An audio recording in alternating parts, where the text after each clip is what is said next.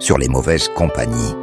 Proverbes, chapitre 22, versets 24 à 25.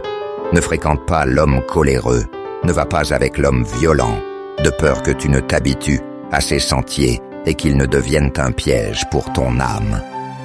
Première épître aux Corinthiens, chapitre 15, verset 33. Ne vous y trompez pas, les mauvaises compagnies corrompent les bonnes mœurs. Psaume, chapitre 1, versets 1 à 2. Heureux l'homme qui ne marche pas selon le conseil des méchants, qui ne s'arrête pas sur la voie des pécheurs, et qui ne s'assied pas en compagnie des moqueurs, mais qui trouve son plaisir dans la loi de l'Éternel, et qui la médite jour et nuit. Proverbes, chapitre 13, verset 20.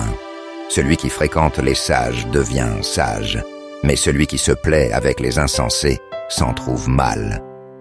Proverbes, chapitre 18, verset 24.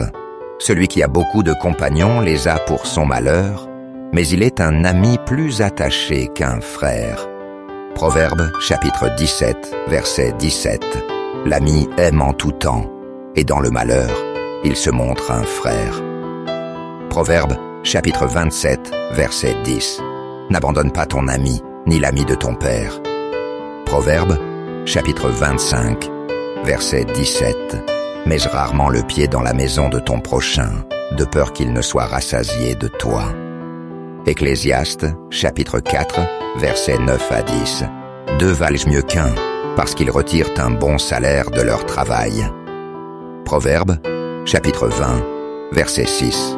Beaucoup de gens proclament leur bonté, mais un homme fidèle, qui le trouvera? Proverbes, chapitre 27, verset 17. Comme le fer aiguise le fer, ainsi un homme excite la colère d'un autre.